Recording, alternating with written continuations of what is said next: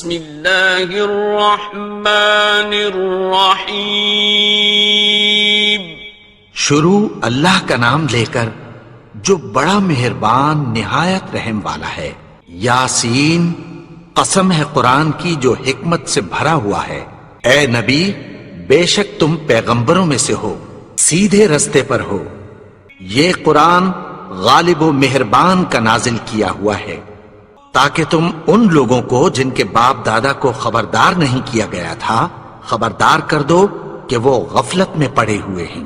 ان میں سے اکثر پر اللہ کی بات پوری ہو چکی ہے، سو وہ ایمان نہیں لائیں گے۔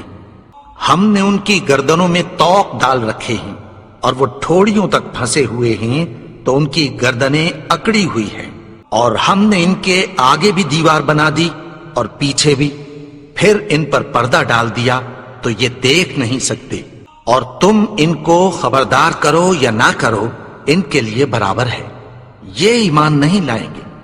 تم تو صرف اس شخص کو خبردار کر سکتے ہو جو اس نصیحت یعنی قرآن کی پیروی کرے اور رحمان سے غائبانہ ڈرے، سو اس کو مغفرت اور بڑے ثواب کی بشارت سنا دو۔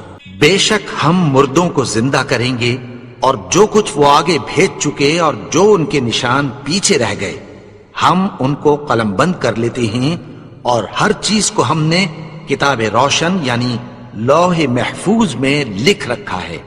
اور ان سے گاؤں والوں کا قصہ بیان کرو جب ان کے پاس پیغمبر آئے، یعنی جب ہم نے ان کی طرف 2 پیغمبر بھیجے تو انہوں نے ان کو جھٹلایا، پھر ہم نے تیسرے سے تقویت دی تو انہوں نے کہا کہ ہم تمہاری طرف پیغمبر ہو کر آئے ہیں۔ وہ بولے کہ تم اور کچھ نہیں مگر ہماری طرح کے آدمی ہو، اور رحمان نے کوئی چیز بھی نازل نہیں کی، تم محض جھوٹ بولتے ہو، اور ہمارے ذمے تو صاف صاف پیغام پہنچا دینا ہے اور بس۔ وہ بولے کہ ہم تم کو اپنے لیے منحوس سمجھتے ہیں، اگر تم باز نہ آؤ گے تو ہم تمہیں سنگسار کر دیں گے اور تم کو ہم سے دکھ دینے والا عذاب پہنچے گا۔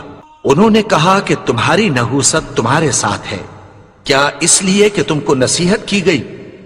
نہیں، بلکہ تم ایسے لوگ ہو جو حد سے تجاوز کر گئے ہو۔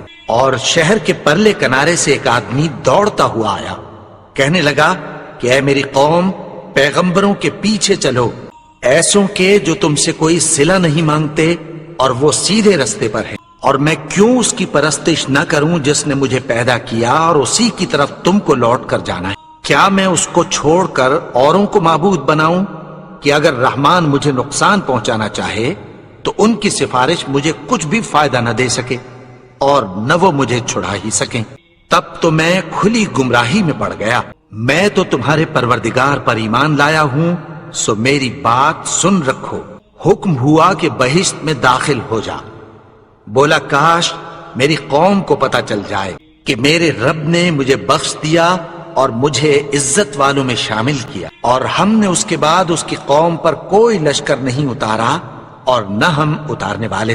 وہ تو صرف ایک چنگھاڑ تھی، سو وہ اس سے ناگہاں بجھ کر رہ گئے۔ بندوں پر افسوس کہ ان کے پاس جب کوئی پیغمبر آتا تو وہ اس سے تمسخر ضرور کرتے۔ کیا انہوں نے نہیں دیکھا کہ ہم نے ان سے پہلے بہت سے لوگوں کو ہلاک کر دیا تھا، اب وہ ان کی طرف لوٹ کر نہیں آئیں گے، اور سب کے سب ہمارے روبرو حاضر کیے جائیں گے۔ اور ایک نشانی ان کے لیے زمین مردہ ہے کہ ہم نے اس کو زندہ کیا اور اس میں سے اناج اگایا، پھر یہ اس میں سے کھاتے ہیں، اور اس میں کھجوروں اور انگوروں کے باغ پیدا کیے اور اس میں چشمے جاری کر دیے۔